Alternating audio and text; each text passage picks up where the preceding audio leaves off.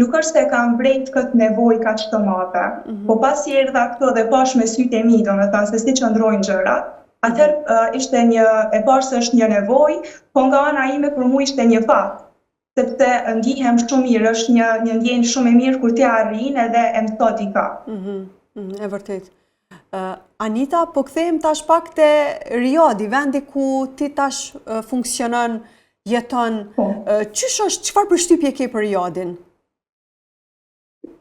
Përshtypjet për Riyadin i kam shumë të mira, domethënë kur erdha në fillim normalisht që është një dallim shumë i madh, sepse me shqipu realisht komplet Riyadi është sa komplet Kosova, domethënë veç një qytet është sa komplet një shtet, edhe numri banorëve është shumë i madh, domethënë numëron mbi 8 milion banor.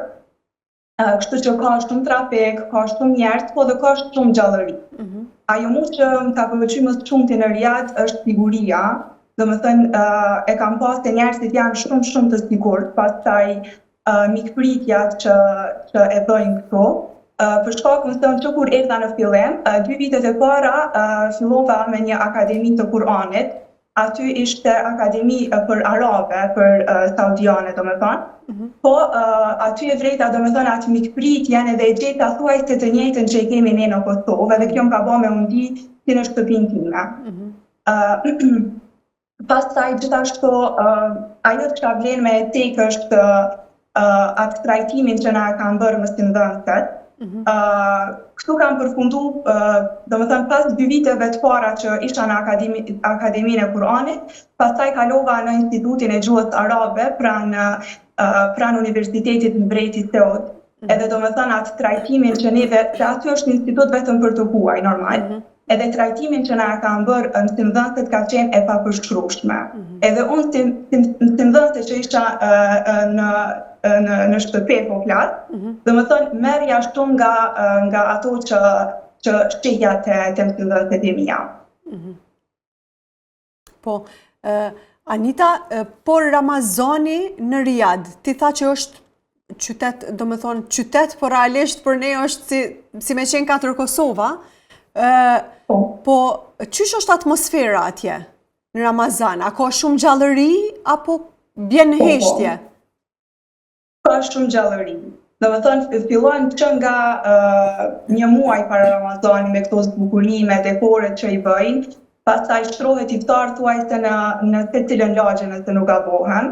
Domethënë e gjejnë një park për shkak të nxehtësisë që ka Riyadi, njerëzit këtu i frekuentojnë shumë parqet. Edhe shtrohen iftare, qoftë nëpër xhami, qoftë nëpër ndonjë park, pastaj falet namazi teravih, në jetën e fundit edhe namazi natës, ka shumë gjallëri. Pive njerëzit nëpër iftar, edhe domethënë edhe ne kosovar, domethënë kemi raporte shumë të mira me njëri tjetrin edhe domethënë ka shumë gjallëri.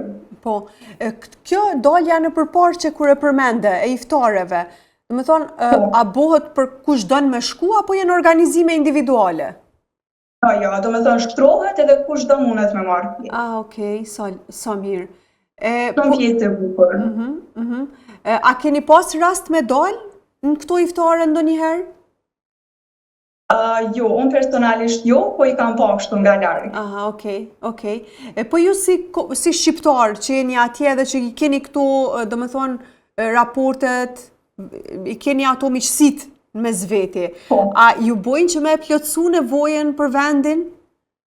Po, normalisht, shumë. Domethënë kur shkojmë në një rreth ku flitet shqip është ndjenjë tjetër, domethënë duket sikur me qenë në Kosovë. Edhe jemi normal falenderuese shumë për këtë pjesë. Po. Anita, atë mungon Kosova gjatë kohës sa je në Riyad? Po, normalisht. Gurbeti nuk është shumë i vetë, po angazhimet që ne i kemi, pastaj edhe falë Zotit shpesh vim në Kosovë, kështu që të me thonë zbehet ajo ndjenja e mungesës.